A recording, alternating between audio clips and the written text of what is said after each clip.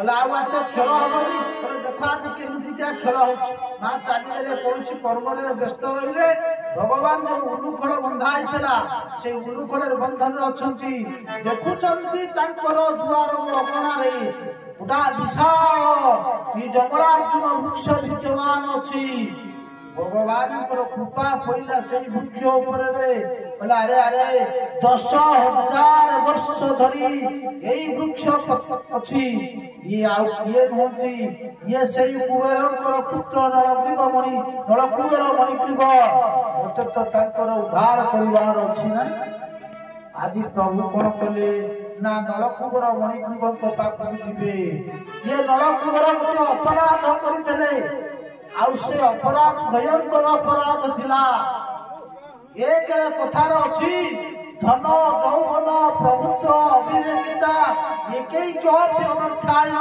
किं यत्र चतुष्टय जहाँ पाखे धन थाए जहाँ पाखे यौवन थाए आउ जहाँ पाखे अविवेकता थाए आ प्रभुत्व थाए एटा अनर्थर कारण ही थाए तेणु ये चारिटा जाक गुण का पाखे थिला ना ये कुबेर पुत्र मानक पाखे थिला एक कौन ना धन रक्षक कुबेर होउछन्ति धनपति कुबेर पिला बड़ लोकर छुआ द्वितीय कथा धन यौवन मनीष जिते यौवन प्राप्त हुए ताकू आउ मनीष गुड़ा कीट पतंग देखा जाए यौवन अवस्था मनुष्य को ज्ञान पसंद है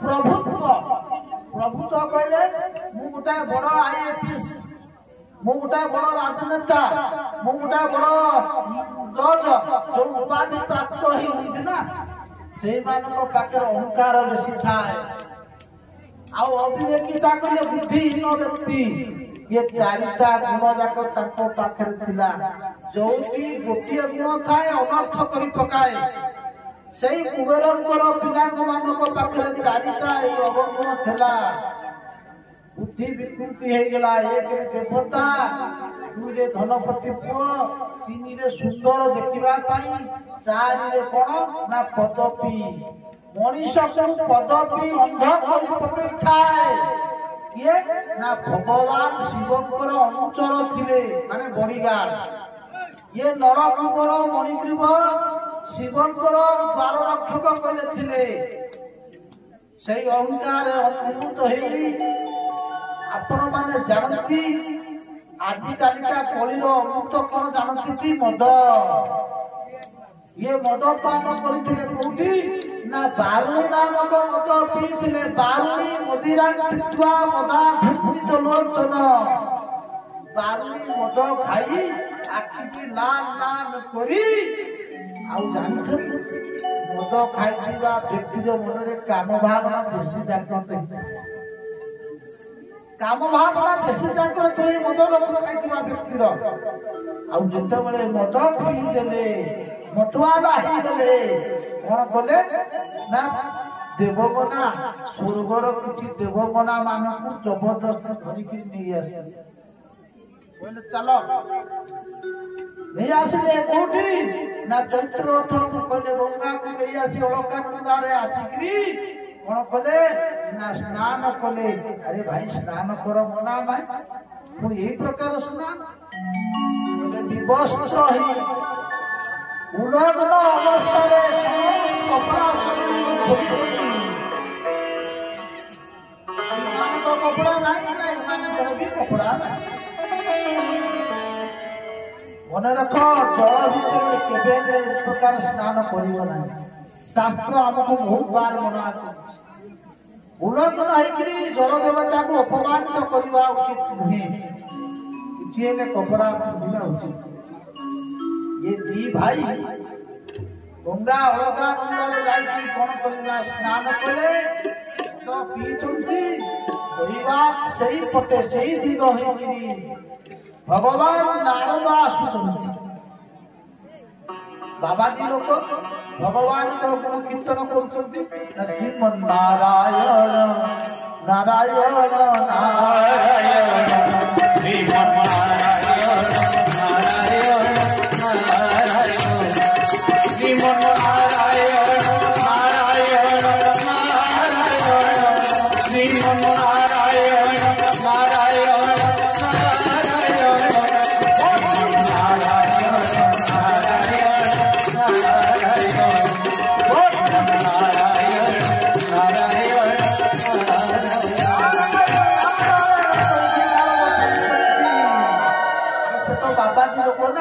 ବାବାଜୀ ଲୋକ ଯୁଆଡେ ଯିବେ ସେ କଣ ପାଟିଟା ବନ୍ଦ କରିଯିବେ? ସାଧୁ ଲୋକ ଯୁଆଡେ ଯିବେ ପ୍ରଭୁଙ୍କର ଗୁଣ କୀର୍ତ୍ତନ କରିକି ଚାଲିବେ। ତେଣୁ ନାରଦ ଭଗବାନଙ୍କର ଶ୍ରୀକୃଷ୍ଣଙ୍କର ଗୁଣ କୀର୍ତ୍ତନ କରି ଚାଲିଛନ୍ତି। ଯିବା ସମୟରେ କଣ କଲେ ନା ସେଇ ପଟରେ ଯାଉଛନ୍ତି।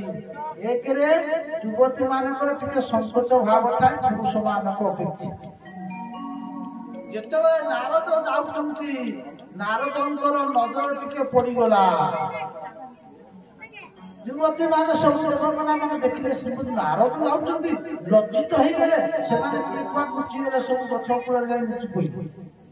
ଇଏ କି ଭାଇ କଣ କରୁଛନ୍ତି ନା ନାରଦଙ୍କୁ ଦେଖୁଥିଲେ। ଦେଖିବା ଅବସ୍ଥାରେ ଆସିକି ଠିଆ ହେଇଗଲେ ତାଙ୍କ ସାମ୍ନାରେ।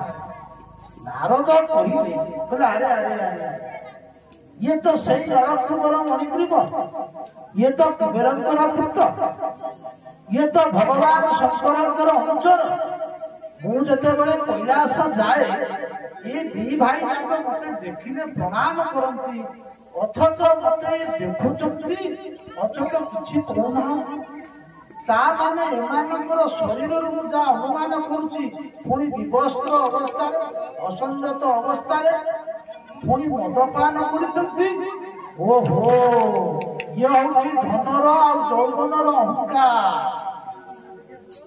ନାରଦ କହିଲେ ଯାହାର ଧନର ରୂପକ ଅହଙ୍କାର ହେଇଥାଏ ବା ବିଦ୍ୟା ରୂପକ ଅହଙ୍କାର ହେଇଥାଏ, ଆରେ ତୁମେ ମାନେ ଶରୀରକୁ କଣ ଭାବିଛ? ଆରେ ଏ ଶରୀର ତୁମର କି? ଇଏ କହିବ ଏ ଶରୀରଟା ମୋର। ତୁମେ ତ ଶରୀରକୁ ଆଣିକି ଆସିଥିଲ। ପିତା ମାତା କହିବେ ଶରୀର ବାପା ତୋର ନୁହେଁ, ମୁଁ ନଥିଲେ। ବାପା କହିବ ମୁଁ ନଥିଲେ ତୁ କୋଉଠି ଆସିଥାନ୍ତୁ? ଏ ଶରୀର ହଉଛି ମୋର, ପିତା ମାତାଙ୍କର ଶରୀର। ବାପାର ବାପା କହିବ ପୁଅ ମୁଁ ନଥିଲେ ତୁ କୋଉଠି ପିଲା ଛୁଆ ଜନ୍ମ କରିଥାନ୍ତୁ? ଶରୀର ମୋର। ସ୍ତ୍ରୀ କହିବ ମୋର। ଶେଷରେ ବିଧୁଆ ପୁତ୍ର ମାନେ କହିବାରେ ଭାଇ ଶରୀରର ଅଧିକାର ତମର ନୁହେଁ, ଏଟା ହଉଛି ଆମର। ବିଲୁଆ ସାଙ୍ଗୁଆ କହିବେ ମରିଗଲେ ମଣିଷ ସିଏ ଶେଷରେ ଆମ ପାଖକୁ ଆସିବ। କୋଉଠିକି ନା ସଂସାରକୁ ଆସିବ। ଶରୀରର ଗତି ତିନିଟା ହେଇଥାଏ ମା ମାନେ ମନେ ରଖ। କୋଉଥିରେ ପାଞ୍ଚଭୌତିକ ଶରୀର, ଗୋଟିଏ ହଉଛି କଣ ନା ପୃଥିବୀ, ଆକାଶ, ତେଜ, ବାୟୁ, ଆକାଶ।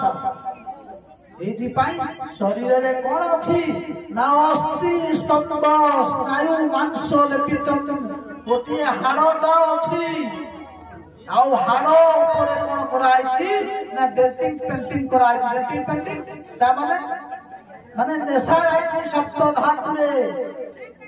ये शरीर तीनटा गति हम। गोटे है पोड़ी देले पाउंस हो, बाहर फोपाड़ी देले काऊ, कुकुर, बिलुआ, सांगुआ खाई हगिदेले मल हो। जदि पोड़ी दिया जाए पाउंस हो, जदि फोपाड़ी माने ताकू पोती दिया जाए से मिले कीट हो भितर माने शरीर गति। तुम्हें यही शरीर को नहीं अहंकार करुच। नारद कहले तुम्हारे अहंकार, तुमर अहंकार है धनर गर्भ, ऐश्वर्यर गर्भ था। धनर गर्भ को आग नष्ट करा जाए।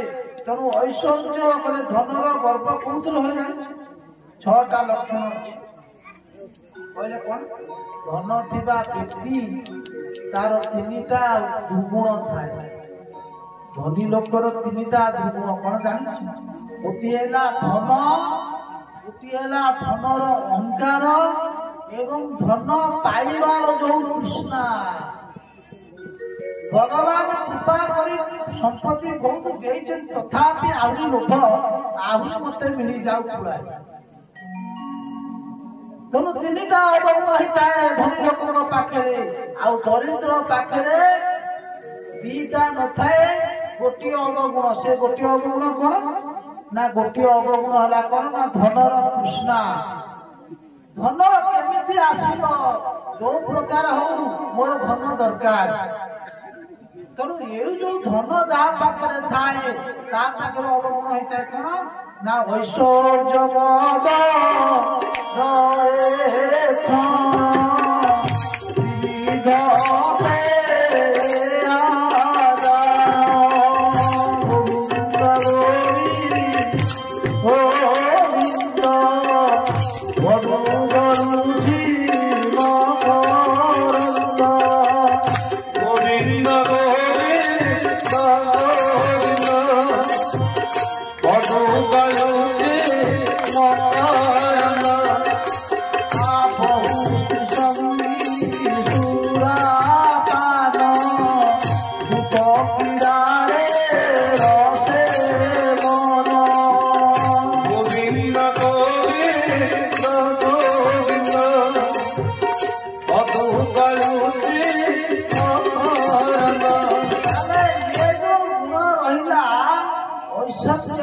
ଅତ୍ୟଧିକ ଧନ ଥିବା ବ୍ୟକ୍ତିର ପାଖରେ ଏ ତିନିଟା ଗୁଣ ଥାଏ ସେ କଣ ନା ବହୁତ ସଙ୍ଗ ଧନ ଯଦି ଆସିଲା ଗୋଟିଏ ସ୍ତ୍ରୀକି ନେଇକି ସନ୍ତୁଷ୍ଟ ହବ ନାହିଁ ଯାଇ ଆଉ କୋଉଠି ସମ୍ପର୍କ ରଖିବ ଲୁଚେଇକି ଆଉ କଣ ହବ ନା ପୂଜ କ୍ରିୟା କରିବା ପାଇଁ ମନ କରିବ ପୋଷାକ ଖେଳିବ ଜୁଆ ଖେଳିବ ଆଉ କଣ ହବ ନା ମଦ୍ୟପାନ କରିବ ଇଏ ହଉଛି ତିନିଟା ଗୁଣ ଆସିବ ଐଶ୍ୱର୍ଯ୍ୟର ଲକ୍ଷଣ ସେଥିପାଇଁ କହୁଛନ୍ତି ଯୋଉ ବ୍ୟକ୍ତି ପାଖରେ ଧନ ଅଛି ଯଦି ଧନଟା ଯଦି ଠିକ ଜାଗାରେ ନ ଲଗେଇଲା ଭଗବାନ ଧନ ଦେଇଥାନ୍ତି କଣ ପାଇଁ ଭଗବାନ ଧନ ଦିଅନ୍ତି କାହା ପାଇଁ ତୁମେ ଦରିଦ୍ରଙ୍କର ସେବା କର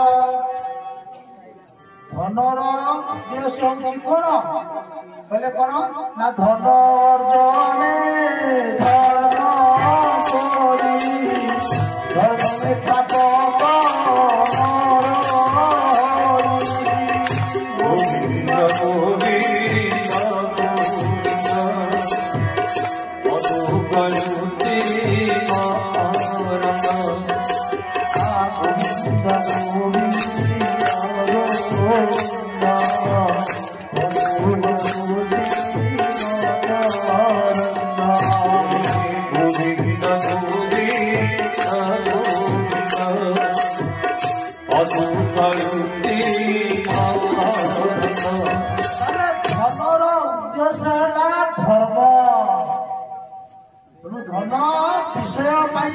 ଭୋଗ କରିବା ପାଇଁ ପ୍ରଭୁ ଧନ ଦେଇନାହାନ୍ତି ଧନର ଉଦ୍ଦେଶ୍ୟ ହେଲା ନା ଧର୍ମ ଦାନ କର ଦରିଦ୍ର ସେବାରେ ଲଗେଇ ଦିଅ ଗୋ ସେବାରେ ଲଗେଇ ଦିଅ ଧନ ଯାଇକି ତୁମର କଲ୍ୟାଣ ହବ ଧନ ଜଣେ ଥିଲେ ଜଣେ ବ୍ରାହ୍ମଣ ଥିଲେ ବ୍ରାହ୍ମଣ ଭାରି ପୁରୁଷ ଭାରି ପୁରୁଷ ମାନେ ଧନ ଅଛି ଭାଇ ଧନ ଥିଲେ କଣ ହବ କିନ୍ତୁ ସିଏ କେବେ ଦାନ କରନ୍ତି ନାହିଁ ତାଙ୍କ ସ୍ତ୍ରୀ କହି ଆମ ଘରେ ଠାକୁର ତ କିଛି ଅଭାବ ହଉନା ତମେ ଟିକେ ଦାନ ଦକ୍ଷିଣା ଆରେ କିଛି ଦାନ ପୁଣ୍ୟ କର ଧର୍ମ ଟିକେ କର ଆମ ଧନର ତ ଅଭାବ ନାହିଁ ମାନେ ଭିକାରୀ ଗଲେ ତାକୁ ବି ଖାଇବା ଘରେ ଦବନି କୁକୁର ଯଦି ଗଲା ଦୁଆରକୁ ତାକୁ ବି ବାଡ଼ିକି କରିଦବ ସଂସାରରେ ଏ ପ୍ରକାର ଲୋକ ଅଛନ୍ତି କୁକୁରଟା ଯଦି ଯାଇ ନାଙ୍ଗୁର ତାକୁ ପିଟିକିରି ବିଦା କରିଦବ ଏଭଳିଆ ସଂସାର ଲୋକ ଅଛନ୍ତି ଭିତରା